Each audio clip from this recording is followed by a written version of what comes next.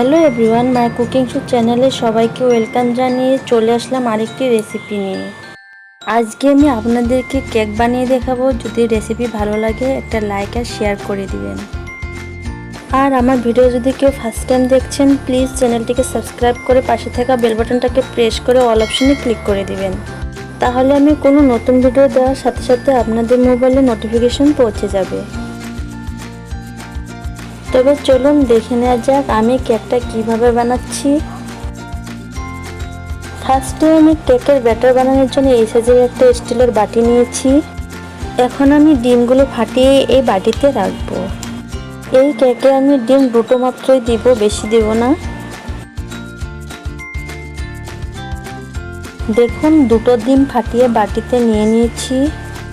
চিনি নিয়েছি আমি 4 কাপ দিয়ে 1 কাপ ফাটিয়ে রাখা ডিমে আমি এখন চিনিটা দিয়ে দিচ্ছি। এখন আমি একটা হুইস্কের সাহায্যে ডিম আর চিনিটাকে ফেটিয়ে নিব। চিনি আর ডিম ভালো করে ফেটে নিতে হবে যত পর্যন্ত চিনির দানা না গলে। চিনি পাউডার করেও দেওয়া যায়। এখন আমি রিফাইন অয়েল অ্যাড করে দিচ্ছি 4 কাপে আধা কাপের থেকে একটু বেশি। এখন আমি ভালো করে মিশিয়ে নেব। চিনির দানাও ভালো করে গলে গেছে। এখন আমি 1 কাপ পরিমাণ লিকুইড দুধ দিয়ে দিচ্ছি। আমার সব ভালো করে মেশানো হয়ে গেছে। এখন আমি 4 কাপ দিয়ে 2 কাপ ময়দা দিয়ে দিচ্ছি। এখন আমি ভালো করে মিশিয়ে ব্যাটারটা বানিয়ে নেব। কেকের ব্যাটার যত টান নিয়ে ফেটাবে তখনই কেকটা সুন্দর হবে আর খেতেও ভালো হবে। এখন আমি আধা চামচ বেকিং পাউডার দিয়ে দিচ্ছি আর আধা চামচের থেকে কম বেকিং সোডা। এখন আমি ভালো করে মিশিয়ে নেব। ব্যাটারটা আমার ভারী হয়ে গেছে, তার জন্য আমি আরেকটু লিকুইড দুধ দিয়ে দিচ্ছি। আমাদের কেক বানানোর ব্যাটারটা কিন্তু বেশি ভারী হলেও কেকটা হবে না বা পাতলা হলেও হবে না। দেখুন এখন হয়েছে। ব্যাটারের থিকনেসটা এমন হতে হবে। আমি এখন কেকের ফ্লেভারের জন্য 1 চামচ অরেঞ্জ ফ্লেভার দিয়ে দিচ্ছি। এখন আমি আবারও ভালো করে মিশিয়ে নেব। সব কিছু দিয়ে ভালো করে মেশানো হয়ে গেছে। এখন আমি কেক বানানোর একটা অ্যালুমিনিয়ামের পাত্রে ভালো করে তেল মাখিয়ে নেব। আমি কিন্তু ভালো করে তেল মাখিয়ে নিয়েছি আর একটা পেপার আমি এইভাবে গোল করে কেটে নিয়েছি। বাড়িতে যদি বেকিং পেপার না থাকে এইভাবে নর্মাল পেপার দিয়েও কিন্তু কেক ভালোই হয়। আমি কিন্তু পেপারের উপরে ভালো করে তেল লাগিয়ে দিয়েছি। এখন আমি ব্যাটারটা কেক বানানোর পাত্রে ঢেলে দিচ্ছি।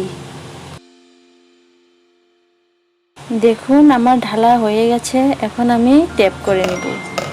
ট্যাপ করার এটাই কারণ যাতে ভিতরে বাবল হতে না পারে। দেখুন আমি 4-5টা চেরি এইভাবে ছোট ছোট করে কেটে নিয়েছি কেকের উপরে দেওয়ার জন্য। আমি চেরিতে একটু করে ময়দা মাখিয়ে নিয়েছি। এখন আমি ছড়িয়ে দিয়ে দিব। চেরি দিয়ে আমার হয়ে গেছে। আমি এই কেকে অ্যালমন্ডও দিব, তার জন্য আমি 4-5টা অ্যালমন্ড এইভাবে ছোট ছোট করে কেটে নিয়েছি। দেখুন আমার সব কিছু দেওয়া হয়ে গেছে। আমি কিন্তু কেকটা গ্যাসে কড়াইয়ে বানাবো। কড়াই হিট হওয়ার জন্য আমি আগে বসিয়ে রেখেছি। কড়াইয়ের নিচে আমি নুন দিয়েছি আর উপরে একটা স্ট্যান্ড বসিয়ে দিয়েছি। আগে অনেকবার কেক বানানো হয়েছে তো তার জন্য নুনের কালারটা এমন হয়ে গেছে। কড়াই গরম হয়ে গেছে। এখন আমি কেকের পাত্রটা স্ট্যান্ডে বসিয়ে দিচ্ছি। আর গ্যাসের ফ্লেমটা আমাদের মিডিয়াম থেকে লোতে রাখতে হবে। এখন আমি কেকটাকে ঢাকা দিয়ে দেব এই গামলাটা দিয়ে। দেখুন আমার ভালো করে ঢেকে দেওয়া হয়ে গেছে। এখন আমি 40 বা 50 মিনিটের জন্য বেক করে নেব। আর আমি মাঝে মাঝে দেখতে থাকবো হয়েছে কি না। 50 মিনিট হয়েছে। এখন আমি ঢাকনাটা উঠিয়ে দেখব। ঢাকনা আমি উঠিয়ে নিয়েছি। এখন আমি চাকুটা দিয়ে দেখব কেকটা হয়েছে কি না। এখন আমি কেকে এই চাকুটা ঢুকিয়ে দেখব। দেখুন চাকুতে কিছুই লাগেনি, সুন্দরভাবে হয়ে গেছে। কড়াই থেকে আমি কেকটা নামিয়ে নিয়েছি। ঠান্ডা হওয়ার পর আমি প্লেটে নামিয়ে দেখাবো। ঠান্ডা হওয়ার পর আমি প্লেটে কেকটা নামিয়ে নিয়েছি। দেখুন কত সুন্দর হয়েছে। যদি ভালো লাগে আপনারাও বানাবেন এই কেক। মাইক্রোওয়েভ ওভেন ছাড়াই এই কেক বাড়িতে বানানো যায়। আর ভিডিওটা বেশি লম্বা করব না। সবাই ভালো থাকবেন, সুস্থ থাকবেন। আর যদি আজকের রেসিপি ভালো লেগে থাকে like, share, comment and subscribe করতে ভুলবেন না। আবার দেখা হবে নেক্সট ভিডিওতে অন্য কোনো রেসিপি নিয়ে।